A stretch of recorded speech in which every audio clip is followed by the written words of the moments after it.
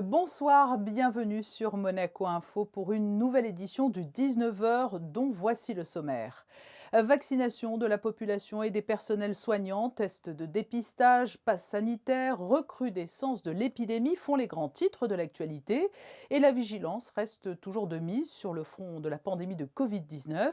Si les restrictions sanitaires ont été assouplies en période estivale, il n'en reste pas moins que le virus n'est toujours pas sous contrôle. Le ministre d'État Pierre Dartout s'est rendu aujourd'hui au centre de vaccination et de dépistage basé à l'Auditorium Régnier 3. L'occasion de faire un point complet sur les questions d'ordre logistique notamment qui se posent. Mais les interrogations sont également nombreuses sur le plan scientifique. Pourquoi la vaccination est-elle présentée comme l'arme la plus redoutable contre le virus? Les variants sont-ils plus dangereux? Le docteur Olivia Quetapers, chef du service épidémiologie et hygiène hospitalière du centre hospitalier Princesse Grace, répondra à toutes les questions que l'on se pose aujourd'hui, plus d'un an après le début de la crise. Des liens étroits et chaleureux unissent le Québec et Monaco. Le prince souverain s'est rendu à plusieurs reprises sur place et les passerelles économiques sont prometteuses. Nous entendrons dans ce journal la déléguée générale du Québec à Monaco et en France qui a répondu à l'invitation du Monaco Economic Board pour prendre part à une séance de networking avec des entrepreneurs de la principauté. Ils parachèvent leur formation avant le grand départ en septembre pour Dubaï. Les jeunes qui vont travailler sur le pavillon de Monaco tout au long de l'exposition universelle ont notamment été sensibilisés aux gestes de premier secours. Nous les avons suivis. Et puis nous poursuivrons notre série de portraits des athlètes qui porteront les couleurs de Monaco aux Jeux Olympiques de Tokyo. Après le rameur Quentin Antonielli hier, la jeune nageuse Claudia Verdino aujourd'hui. Mais pour débuter ce journal, ouvrons un large volet consacré à la lutte contre la Covid-19. Alors que le pass sanitaire est en place depuis le début du mois et que l'épidémie semble repartir dans les pays du sud de l'Europe, le ministre d'État Pierre Dartout et le conseiller de gouvernement pour les affaires sociales et la santé Didier Gamerdinger se sont rendus au centre de vaccination et de dépistage à l'Auditorium Régnier 3 pour dresser un bilan d'étape. Le reportage de Christinda Thomel et Alexandra Marangoni. La situation ayant évolué ces derniers temps avec un taux d'incidence passé de 91 à 156 en principauté, malgré un nombre d'hospitalisations stables, le ministre d'État Pierre Dartout a donné un point presse au sein du centre de vaccination pour rappeler l'importance de se faire vacciner. L'importance est vitale pour la population de la principauté, pour l'ensemble des résidents, parce qu'en se vaccinant, on se protège soi-même et on protège les autres aussi. Et donc, nous sommes arrivés à un taux de vaccination qui est important, mais qui n'est pas encore suffisant. Nous avons dépassé les 60% de vaccinés sur l'ensemble de la population de plus de 12 ans, celle pour laquelle la vaccination est nécessaire. Et nous devons quand même accroître ce taux, même si pour les personnes âgées, par exemple, de plus de 75 ans, 87% d'entre elles sont vaccinées. Mais l'idéal, ce serait qu'il y ait 100%. Et si le nombre de personnes âgées de plus de 45 ans est sensible à la vaccination, la population plus jeune reste encore frileuse. Aujourd'hui, plus de 60% des résidents monégasques sont vaccinés, mais pour atteindre l'immunité collective, la mobilisation de tout un chacun reste capitale. À ce jour, 94% des médecins ont été vaccinés. La vaccination est importante et nécessaire et l'attitude des médecins en principauté le démontre. S'ils sont vaccinés avec un taux aussi élevé, c'est que les gens qui sont médecins, qui sont parfaitement bien formés, savent que c'est indispensable. Au-delà des médecins, les autorités souhaiteraient rendre obligatoire la vaccination du personnel soignant, le plus en contact avec les personnes vulnérables. À la demande du prince souverain, un projet de loi dans ce sens devrait être prochainement déposé auprès du Conseil national. En attendant, le gouvernement poursuit une large consultation déjà entamée avec les établissements de santé sur cette obligation de vaccination. L'appel à la vigilance est donc toujours d'actualité. Pensez à vous faire dépister si vous revenez de congé dans une zone à risque. Et puis pour toute question liée au pass sanitaire, sachez qu'un livret d'informations a été élaboré. Il est à votre disposition à l'auditorium Régnier 3. À ce jour, un monégasque ou résident sur deux a déjà reçu son pass sanitaire. Et lorsque l'on parle actuellement de la Covid-19, pas une journée sans que l'on entende parler des variants. Le variant anglais, le variant indien, sans compter les dubitatifs qui s'interrogent sur la dangerosité du virus ou du vaccin destiné à l'éradiquer. Pour nous éclairer sur tous ces points, le chef du service épidémiologie et hygiène hospitalière du CHPG est notre invité. Bonsoir, docteur Olivia Quetta-Pers. Bonsoir. Alors peut-être, pour commencer, il est beaucoup question des variants. Tout d'abord, alors, qu'est-ce qu'un variant ? Un variant, c'est une forme légèrement modifiée du virus d'origine qui est liée à une mutation de son matériel génétique. Le matériel génétique du virus, c'est quoi ? C'est une succession de lettres, d'un petit alphabet de 5 lettres en fait, qui forment des mots. Et il faut imaginer une secrétaire qui va taper un grand nombre de fois, recopier ces mots un grand nombre de fois. De temps en temps, elle va se tromper, elle va faire une faute de frappe. Et la faute de frappe, ça va conduire à un mot qui va être mal orthographié. Et ça, c'est le variant, c'est la mutation. Mais ces variants sont-ils plus dangereux et plus contagieux ? Alors, ils ne sont pas plus dangereux, en tout cas jusqu'à preuve du contraire. On ne peut pas dire qu'il est plus virulent. Il est plus contagieux, ça c'est un fait. On peut aussi imaginer qu'un jour, il sera moins contagieux. Puis on peut aussi imaginer que la mutation ne touche pas la protéine spike, mais un autre endroit du génome viral, et que là, on ait quelque chose de plus virulent. Les vaccins actuels peuvent-ils permettre de lutter efficacement contre les variants ? Ce qui apparaît dans les toutes dernières études, c'est qu'on est protégé correctement à partir de 2 doses. C'est-à-dire que quand on fait la maladie, on a une immunité, et par rapport aux variants indiens, cette immunité n'est pas suffisante. De la même façon, quand on est vacciné, quand on a une seule injection, cette immunité, elle n'est pas suffisante. On a une immunité suffisante à partir de 2 doses ou de la maladie plus une dose. La Covid est toujours une menace importante qui plane sur notre quotidien. Pourquoi faut-il être nombreux à se faire vacciner, et même si l'on ne fait pas partie des populations les plus à risque? Je pense notamment aux jeunes. Il y a un enjeu individuel et un enjeu collectif. Alors parlons du collectif, vous avez compris que moins le virus circule, moins il se réplique, donc moins on va être exposé à de potentiels variants bien entendu. Et puis l'enjeu collectif de la vaccination, c'est protéger, on l'entend souvent, les plus âgés, les plus fragiles. Mais ce qu'on oublie souvent, c'est de parler des Covid longs. Les Covid longs, ils surviennent chez des patients jeunes, ils sont même décrits désormais chez les enfants, et quelle que soit la forme initiale de la maladie, c'est-à-dire qu'il n'y a pas besoin d'avoir été en réanimation pour avoir un Covid long, ça n'est pas corrélé. Et c'est des dégâts sur le long terme. Il y a des gens qui font des dépressions, il y a des gens qui ont une asthénie persistante. Donc je pense que l'enjeu collectif, l'enjeu individuel mêlé, ça doit être déterminant dans le choix de nos concitoyens, c'est évident. Docteur Quetta-Pers, vous qui êtes une spécialiste, quel message souhaitez-vous adresser à ceux qui doutent du vaccin, qui doutent de la dangerosité du virus? Il faut sans cesse rappeler certains éléments clés. Je pense qu'il faut comprendre. Moi aussi, j'ai eu des doutes tant qu'on n'avait pas les données scientifiques, tant qu'on n'avait pas les publications. Avec les collègues, avant la mise sur le marché des premiers vaccins, on s'est interrogé. Je pense que c'est légitime d'avoir des doutes. Puis après, nous, on a guetté, on a analysé, on a staffé les résultats et on a été rassurés. Quand on a des doutes, il faut s'adresser aux gens qui peuvent répondre d'une façon scientifique, pas d'une façon ésotérique. Donc qu'est-ce qu'on regarde? On regarde qu'il y a des milliards de doses qui ont été injectées, qu'il n'y a pas plus de réactions qu'avec un autre vaccin. Qu'est-ce qu'on regarde? On regarde, oui, c'est vrai que ça a été vite fait, cette histoire de vaccin. Mais pourquoi? Parce que depuis des années, il y a des plateformes vaccinales, ce qu'on appelle des plateformes vaccinales, qui sont en fait des endroits où il y a des chercheurs qui ont cherché sur des vaccins pour le SARS, l'autre coronavirus des années années 2000, sur le MERS, sur Ebola. Donc on n'est pas parti de rien, ce n'est pas une technologie qui jaillit comme ça de nowhere.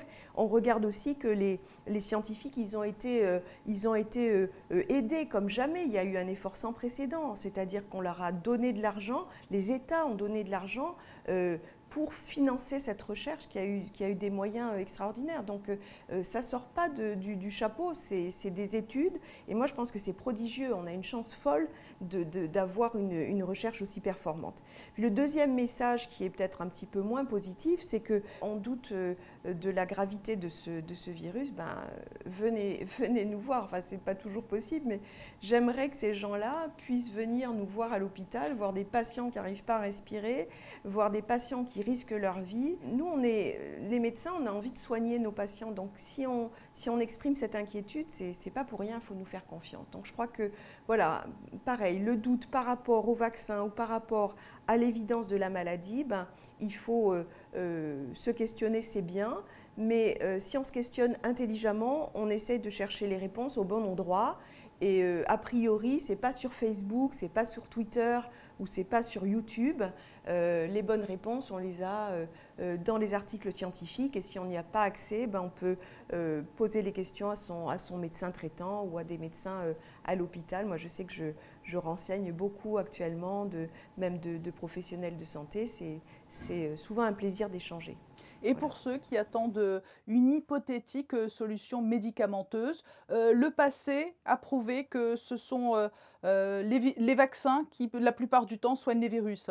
Moi, je ne suis pas étonnée que ce soit le vaccin qui arrive en premier, même s'il y a eu des études sur les médicaments. C'est parti de la chloroquine, c'est arrivé aux anticorps monoclonaux. Pour l'instant, on n'a rien de vraiment déterminant. Mais je ne suis pas étonnée parce que dans l'histoire de la médecine, de l'infectiologie, on sait bien traiter les bactéries.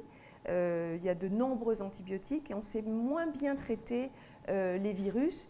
Et ce qu'on développe vis-à-vis d'un virus, c'est souvent un vaccin. Sans être devin, est-ce que l'on peut espérer éradiquer dans un futur plus ou moins proche ce virus ? Franchement, je ne sais pas répondre à cette question. Je crois que ce qu'il faut surtout se dire, c'est qu'on a quand même des éléments de contrôle. Donc, si nous, on joue le jeu et qu'on utilise ces éléments de contrôle, donc la vaccination, les gestes barrières, on aura, c'est sûr, un résultat. Mais espérer que ce soit le virus qui un beau jour dise tiens, j'en ai marre, je m'en vais, ou je mute et je deviens inoffensif, ça aussi pour l'instant c'est un peu on va dire ésotérique. Alors on a un vaccin, on a des gestes barrières, ok, ça nous permet de progresser, ça nous permet de nous protéger, ça nous permettra à terme de reprendre une vie normale quand on aura une couverture vaccinale satisfaisante. Moi personnellement ça me convient.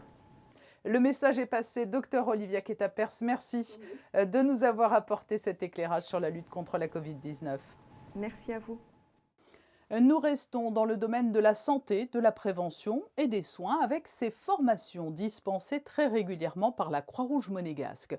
Aujourd'hui, c'est un groupe de jeunes qui seront amenés à travailler sur le pavillon de Monaco à l'exposition universelle de Dubaï, qui y a pris part sous le regard de Charlotte Moreno et Alexandra Marangoni. Ce seront les premiers à pouvoir agir si une vie est mise en danger. Les équipes du pavillon de Monaco apprennent les premiers gestes à adopter en cas de problème et la leçon semble bien retenue.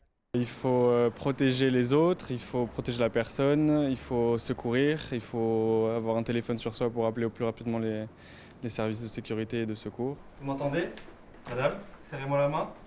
Serrez-moi la main. Oui, inconsciente. Dans ce cas, la victime est inconsciente mais respire. Il faut donc la mettre en position latérale de sécurité, puis alerter les secours. À Monaco, premier étage. Oui. Il y a quelqu'un qui peut venir chercher les collègues en bas, les pompiers? Bien sûr, je vais envoyer quelqu'un ou je vais descendre quand vous arrivez. Donc vous continuez à surveiller la personne, elle est toujours inconsciente là? J'ai pas de réponse. D'accord. Donc continuez à surveiller, gardez votre main sur le ventre. S'il y a de l'évolution, si ça venait à empirer, n'hésitez pas à nous rappeler, les collègues arrivent, d'accord? Très bien, merci beaucoup, à tout de suite. Vous pouvez raccrocher aussi. C'est en attendant les secours que l'état de la victime peut s'aggraver et c'est pendant ce temps qu'il faut agir. Dans le cas d'un arrêt cardiaque, les élèves apprennent à utiliser un défibrillateur et procèdent au massage cardiaque et chaque seconde est comptée. Au bout de 3 minutes, on a des séquelles. Donc même si la personne est en arrêt cardiaque, le fait de faire un massage, on continue. Ça nous permet de faire continuer la circulation sanguine et donc l'enrichissement en oxygène. Et ça évite les séquelles, justement.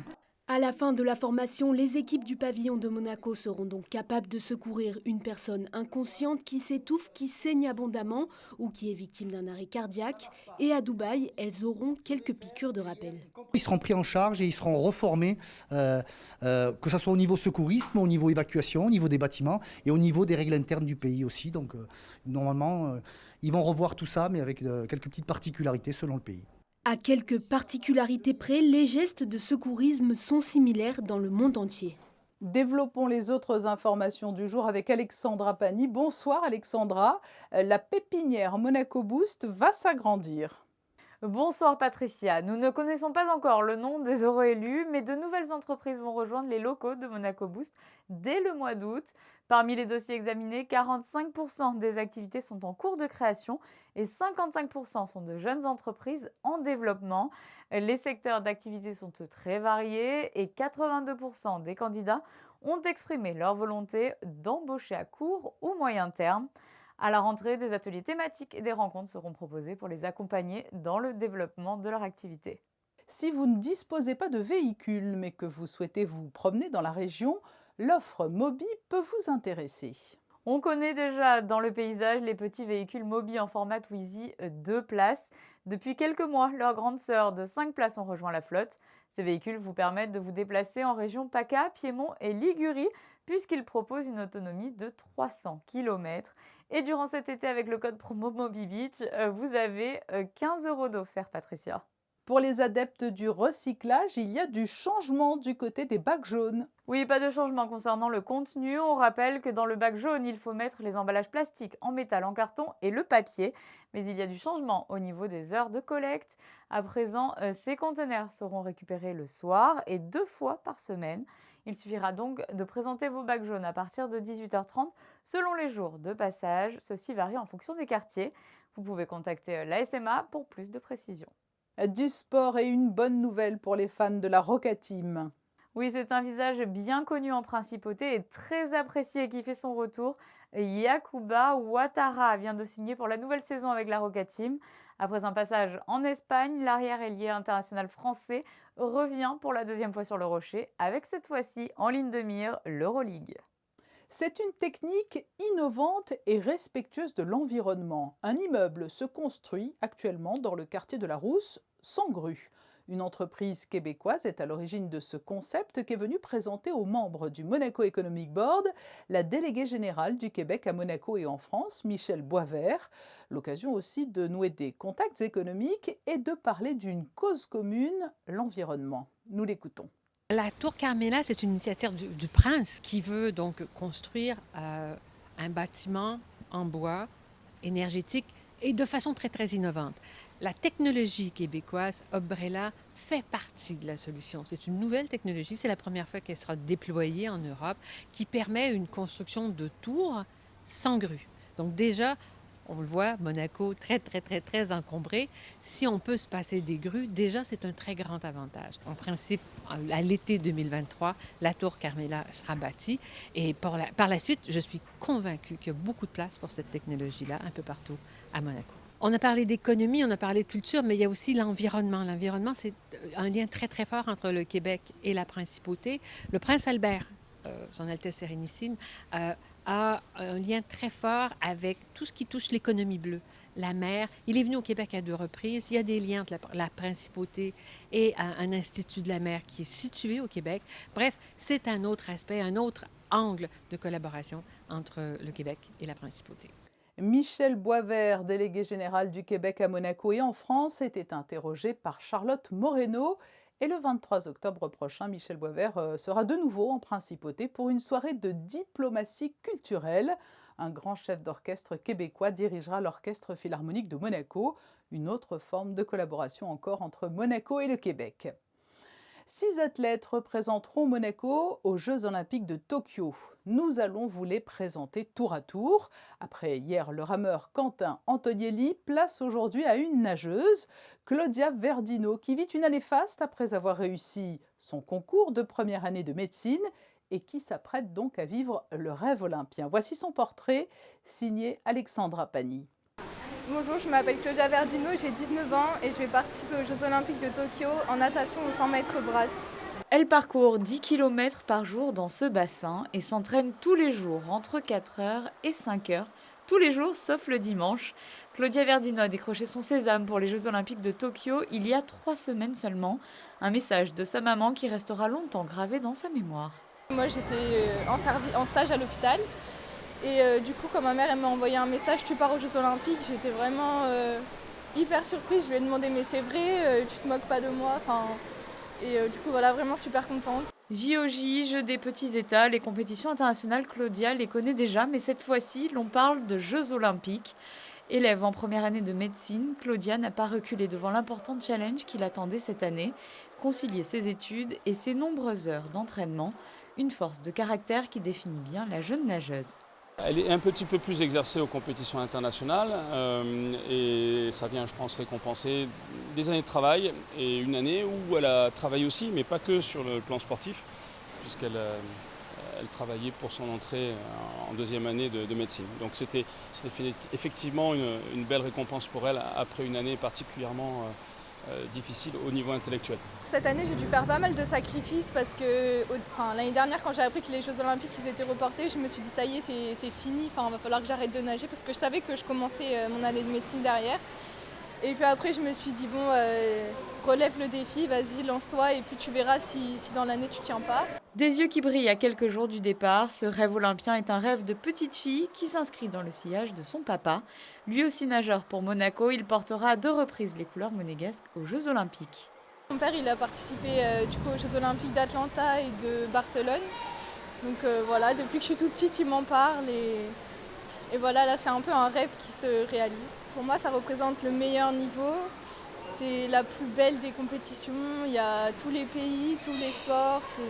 C'est vraiment le plus beau des spectacles, entre guillemets. Après un court temps d'adaptation, compte tenu des mesures sanitaires exceptionnelles, Claudia a rendez-vous avec son premier chrono le 25 juillet.